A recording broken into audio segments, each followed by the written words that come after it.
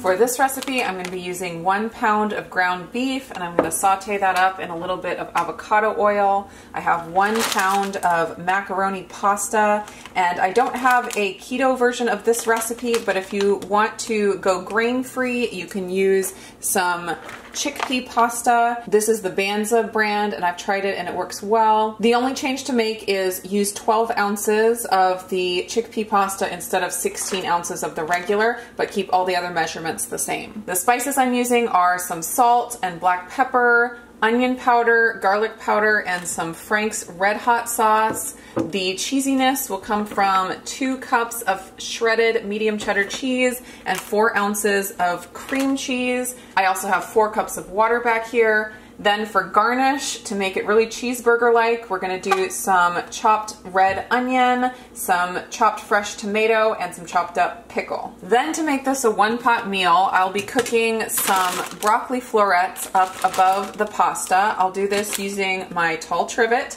and my stainless steel pans.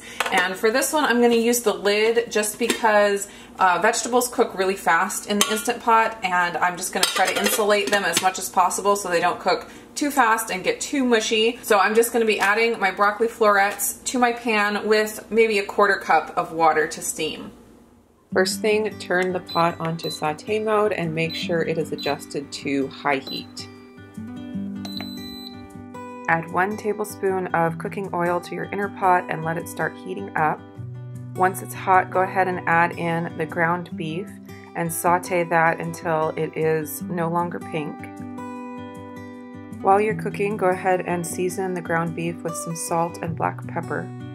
After about 3 minutes, when the meat is almost cooked all the way through, go ahead and add the spices. We're going to do 1/2 teaspoon of garlic powder, 1/2 teaspoon of onion powder, 1/2 teaspoon of salt, and 1/2 teaspoon of black pepper.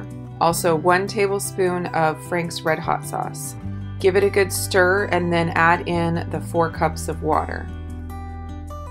I have my pasta all ready to dump in, but I don't want it to sit in the water too long before I start the cook time, so I am going to go ahead and prep my broccoli and get that all ready to go before I dump the pasta into the liquid. I just have my 12 ounces of broccoli in my pan and 1/4 cup of water, and popping the lid on, and that is all ready to go. Now I'm dumping in the pasta and I'm going to give it a quick stir.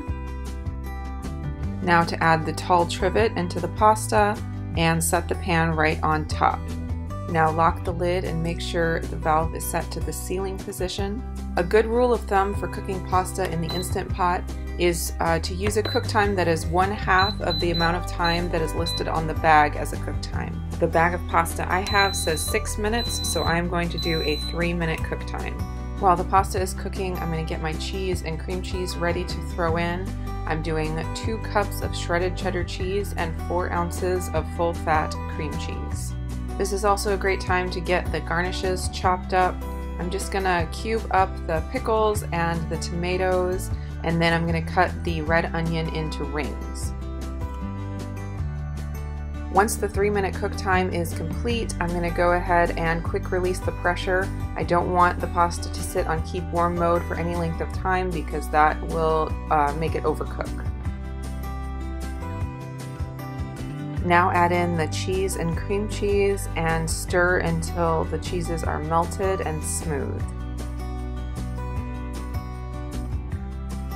For the broccoli, just drain away the excess liquid and season with salt or whatever seasonings you enjoy on steamed broccoli, and add a little butter and it is ready to go. To serve, heat the pasta into your bowl and then garnish with the tomatoes, pickles, and red onion. Serve with some steamed broccoli on the side, and this dinner is done.